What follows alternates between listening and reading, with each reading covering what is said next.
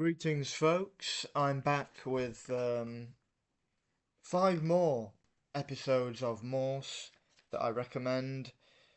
There are so many episodes, and almost all of them are fantastic. So um, I've managed to compile another list, another top five list, um, and I'm going to share that list with you now. First episode. The wench is dead. While in hospital for a bleeding ulcer due to his drinking habits, Morse becomes engrossed in a book given to him by an American author about the murder of a young woman in 1859. Joanna Franks was killed whilst travelling from Coventry to Oxford on a canal boat. Morse becomes convinced that the three men who were found guilty and killed were actually innocent of the crime. Meanwhile, Chief Superintendent Strange, played by the brilliant actor James Grout, is trying to persuade Morse to finally retire and make way for the younger generation. This episode is different and quite unique for various reasons. Lewis is absent. He's on inspector training. So Kevin Whately does not actually appear in this episode. I think the only episode in which Lewis doesn't appear. And also the episode jumps from the present day to 1859 when the incident takes place. So you get these. It cuts to this kind of, essentially it's a period piece from of uh, the events of the canal murder and then the trial of the three men. So yeah, very good episode and different. It stands out on its own. It's very and I wish they'd done more in this style because it works well. Next we have the Masonic Mysteries. When a member of Morse's choir group is stabbed in the dressing room and Morse is the first to discover her body, Chief Inspector Bottomley of Thames Valley leads the suspicions against him. Inexplainable evidence begins to appear that implicates Morse. A connection soon emerges that suggests a Swedish con artist, who Morse had convicted, may be getting his revenge. And now that con artist, Hugo de Vries, is played by the brilliant Ian McDiarmid. Very eccentric, maniacal performance, and to be expected, because after all, he did play Emperor Palpatine. This episode is centered around the Magic Flute, the opera by Wolfgang Mozart. Obviously, throughout the series, there's this Morse. His interest in the classics and in opera is a central theme. It's the soundtrack really throughout the series. A very intricate episode, almost creepy. The evidence appears so damning that even Lewis struggles to remain loyal to Morse. But in fact, it is in the end it's Lewis who cracks the case, figures out what's really going on, that Morse is innocent and he's being framed. Um, the actor Ian Cuthbertson, the Scottish actor, plays the priest McNutt, who in earlier days was kind of he was a mentor figure to Morse. He appears in this episode, and there's an interesting anecdote that I heard from Kevin Whately in an interview. The actor had a heart attack uh, prior to filming, and he lost his memory. So the other actors had to hold idiot cards with his dialogue on them throughout the filming of this. So it was quite chaotic when we were filming with Cuthbertson because he couldn't remember the dialogue. Um, Next episode, Service of All the Dead.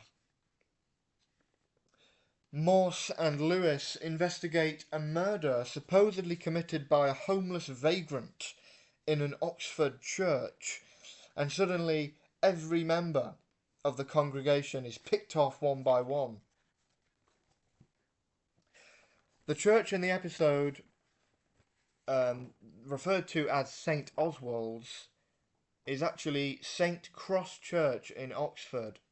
A very nice, scenic place. I mean, I'm not particularly religious, but the thing I always appreciate about a church is how nice they are, inside and out. And you get them in these really nice areas. And it makes for a very picturesque episode. In fact, there's throughout the episode, Morse and Lewis will climb up to the top of the church tower and they look across Oxford from this height. Very, very, very nice. Um, as you will have noticed throughout the Morse episodes, he usually has lady friends, who come and go. None of these relationships last longer than an episode. Each episode someone new will come along, and it's as if there's no explanation. Seems to get close to a woman, and then the next episode, there's no mention. She's disappeared. The relationship is no more. The only instance is Miss Cecil, Adele, the character who appears in. I think she first appears in The Way Through the Woods, or perhaps uh, Death Is Now My Neighbour. And then she reappears in the second to last episode, Death of the Wench is Dead. And she is also referred to in the very final episode. She moved to Australia, and Morse leaves something for her. He leaves something for her in his will. So that's the lone example of a romantic figure in Morse's life who is in more than one episode. In this episode, he gets quite close to Angela Morant's character, Ruth Rawlinson, who it turns out knows more than she lets on about the church murders. And actually, at the end, when all is revealed and she is on trial because she plays a titular, a very integral part in the crimes, he actually, I won't reveal too much detail, but Morse actually lies in court to protect this woman.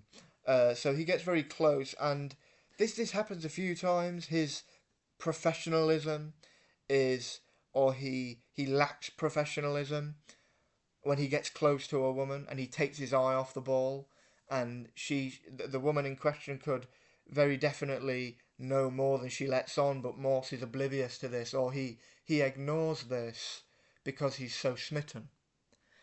And Morse has these weaknesses throughout the series, and it's good. It's nice to see because he is human. He is, he's imperfect. The original novel by Colin Dexter is divided into 4 books, and interestingly, each book takes its name from a book of the Bible. So I think it's one of the longest of Dexter's. It's one of the longest of Dexter's novels. Next episode is Ghost in the Machine. Our favourite detective duo arrive at a rich baronet's manor when his art collection is stolen. It transpires that Sir Julius Hanbury has been murdered and his body concealed in a church on the grounds of his stately Oxford manor. Morse and Lewis navigate through the Oxford aristocracy in order to solve this confusing case. And something about Lady Hanbury, played by Patricia Hodge, raises Morse's suspicions.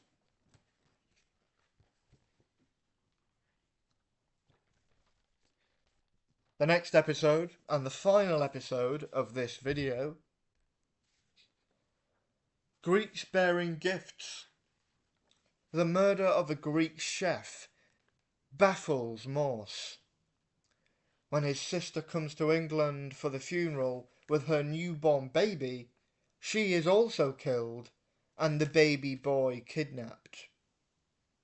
The suspects consist of a British entrepreneur and a Greek shipping magnate who are rivals.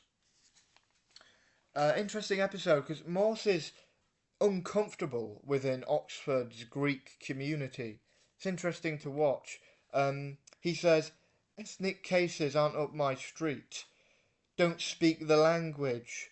Don't receive signals people of the same race make with each other. It is interesting to watch Morse navigate through this. He's often frustrated, or he feels almost as if he is not in control. You know, the chef who is killed lives in a lodging with, and his landlady is a Greek speaker, is a Greek lady who barely speaks English, and her husband barely speaks English. So Morse is kind of, he doesn't feel, he likes to be in charge, but he feels he isn't really, because he doesn't know, he can't be sure, am I being told the truth here? Are details being left out? And it's interesting, it's for that reason very interesting. Someone like Morse, very very confident, self-assured, and proud, almost feels, I don't like this. I don't like this at all because I'm not in on the joke, as it were. Um, this episode resembles a Greek tragedy in many respects. Murder, child abduction, passion, loss, and the abuse of power.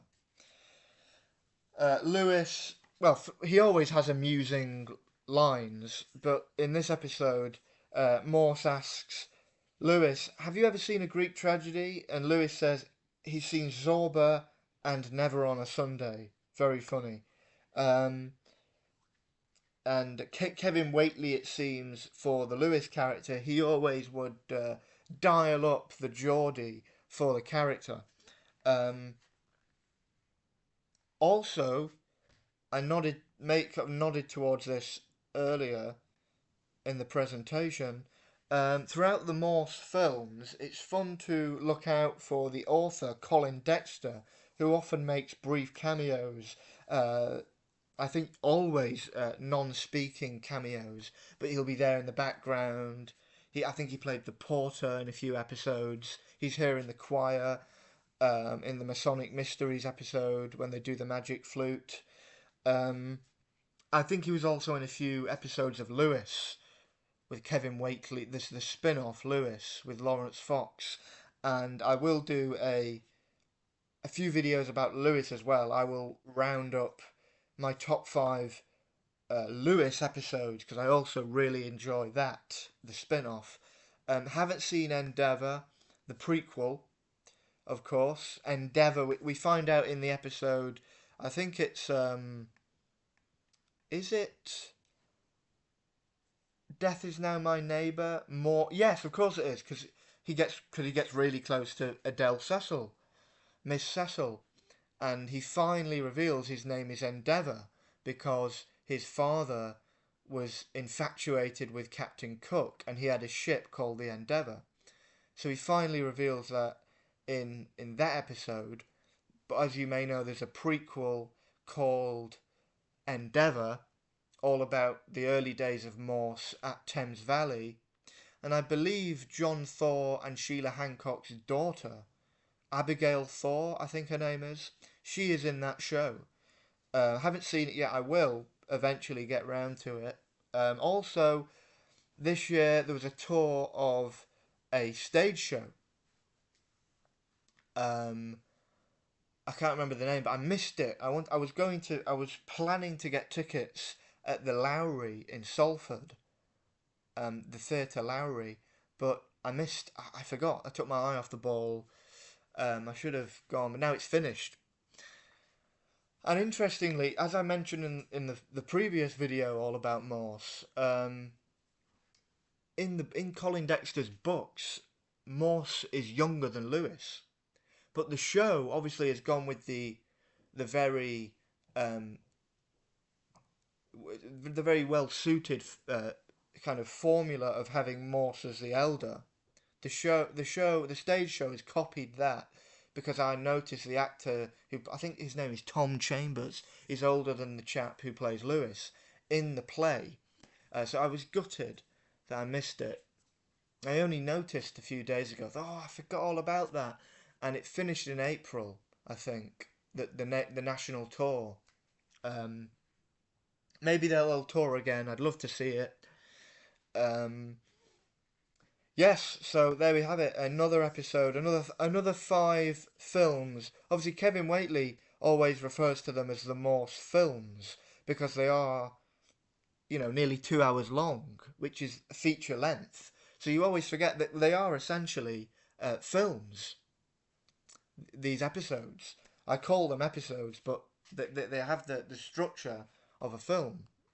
Um, yes, so I hope you enjoyed that. I recommend all 5 if you haven't already seen them. And if you do, you know, if you are encouraged to watch them, then you can thank me later. Take care.